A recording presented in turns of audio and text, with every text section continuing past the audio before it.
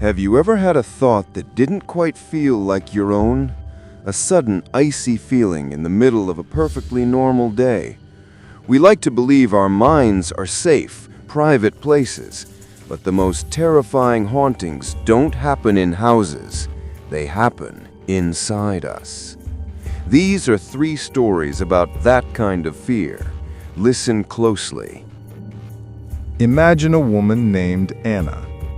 Her day was ordinary, but as night fell, the ritual began. It was a simple one, locking the front door, a solid deadbolt lock. She would turn the key once, then twice, but it was the 3rd time, that final firm check with her own hand, that truly made her feel safe. That was the barrier between her and the world. But one night, a distraction, a phone call, a spilled glass of water, the rhythm broke. She went to bed, and as she lay there in the silence, a cold seed of doubt sprouted in her mind. Did I do the 3rd lock? This is where the real horror began. Not with a monster, but with a question. A simple looping thought. You're being silly, she told herself. Of course you did. But the thought had claws. It began to tear at the fabric of her certainty. What if your own memory is the enemy? What if the one thing you rely on to keep you safe, your own mind, has betrayed you? The fear was no longer about the door being unlocked. It was about the terrifying possibility that she could no longer trust herself. Her heart began to beat a frantic rhythm against her ribs. Every small sound in the old apartment, the creak of a pipe, the hum of the refrigerator, wasn't just a sound anymore.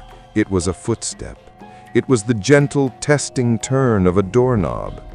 She pictured it clearly, the bolt resting just outside the strike plate, the door slightly ajar, a dark slit opening into her home, and on the other side of that slit, a presence, not a monster, but a formless, patient silence, waiting for her to realize she was not alone.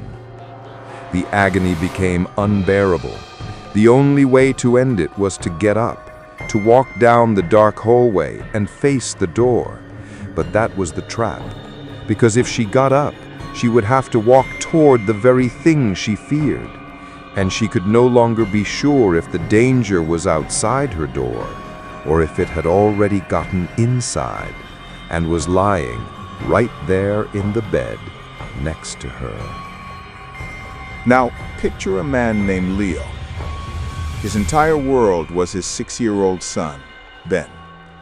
Their life was a simple, happy equation. But that equation changed after a minor accident. A fall from a bike, a bump on the head. The doctors said he was fine. But when Ben came home, he brought a friend with him. An imaginary friend. He called him the Smiling Boy. At first, it was harmless. Ben would draw pictures of him.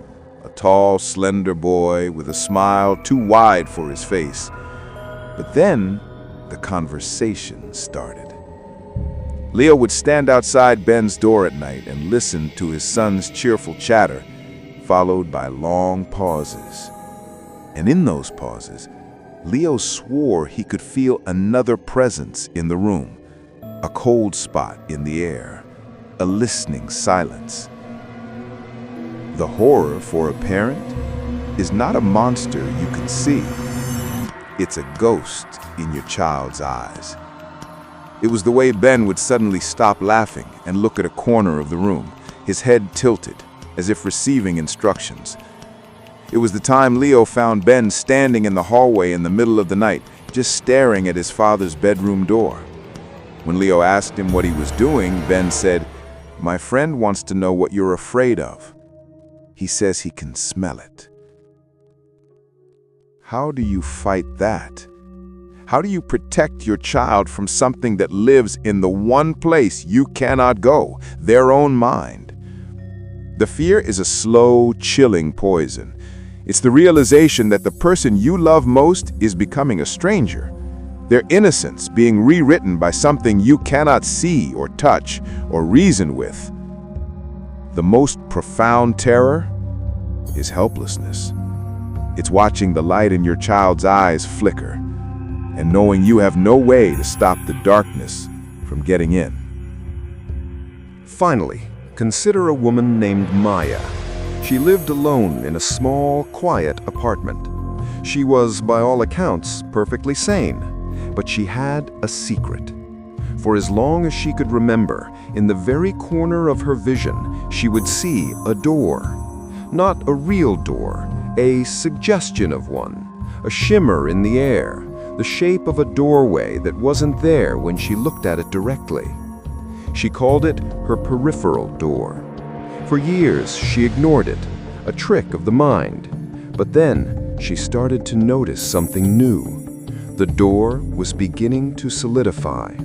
She could almost make out the grain of the wood, and sometimes, late at night, she would hear a sound from behind it, a soft, rhythmic sound, like scratching or like breathing. The true psychological horror here is the erosion of reality. What happens when the world you know to be true begins to develop a crack? Maya would spend hours staring at the empty wall, trying to force the door to appear, to prove it wasn't real. But in doing so, she was only giving it more power. She was acknowledging it. One night, she woke up to a different sound, a clear, unmistakable click, like a latch being released. She lay frozen in bed, staring into the darkness of her room, and she saw it. The door in the corner of her vision was now open. Just a crack, a sliver of a deeper, impossible darkness lay behind it, and from that darkness she felt a wave of pure, focused attention. Something on the other side was now looking back at her.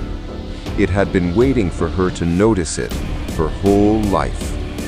The ultimate fear is not the monster itself, but the moment you realize the door to your own mind was never locked from the inside. It was only ever locked from the other side, and whatever is in there has just unlocked it.